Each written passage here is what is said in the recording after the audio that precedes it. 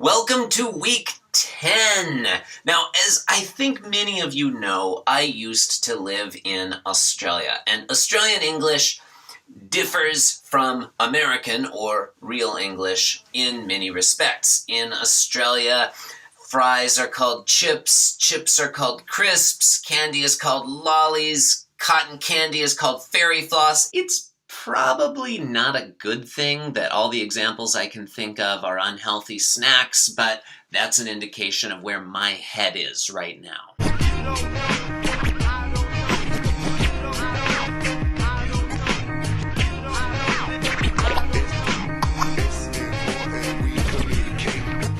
These little differences are delightful, and at the root of that delight, I think, is a particular tension. On the one hand, I know intellectually that these words we use are just arbitrary. We all agree to connect a particular sound to a particular idea, and the only reason it works is because we all agree on it. If we agreed on a different sound, it would work just as well. On the other hand, though, the structure of human language is weaseled its way so deeply into my brain and being that I can't help but respond viscerally, almost angrily, when I hear people call this thing a boot. It's not a boot, it's a trunk. Plus, they call the hood a bonnet, which is just adorable.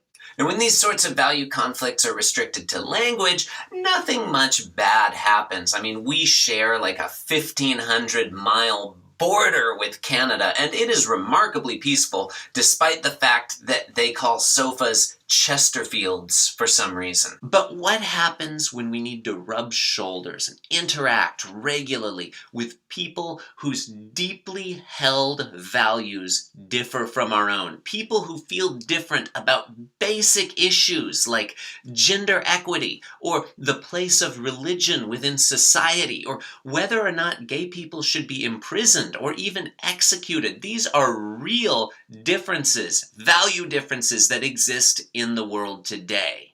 So we have been dancing around this subject for a couple of weeks now, and from today on we are going to dive directly in. Your readings and videos this week are examples of different individuals trying to negotiate these differences, and they are mostly going to be ping-ponging back and forth between two extremes.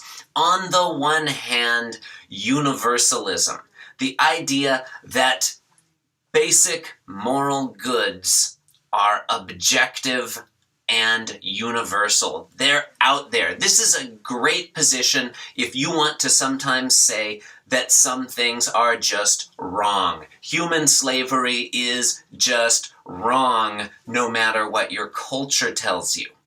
Problem with universalism, though, is if values are real and universal and objective, then it seems kind of weird that we can't agree about them, right? On the other extreme, you have some form of moral or cultural relativism. The idea that there are no real universals here. What's true for my culture is true within my culture, and you can't really compare cultures and decide which one is better or worse, right or wrong.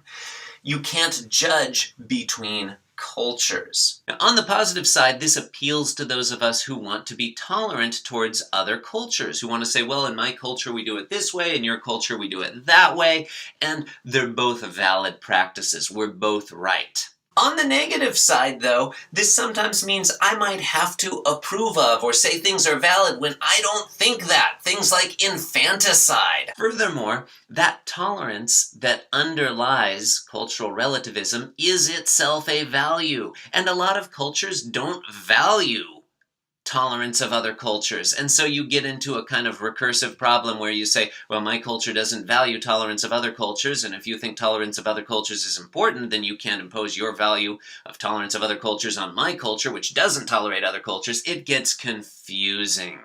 The vast majority of people don't sit on either of those two extremes, either of those two poles. And so for all the readings and the discussion threads during the course of the week, we're going to mostly be trying to find our way through that middle ground. How you find that path, how you stake out that area, well, that gets tricky. But of course it does. Enjoy!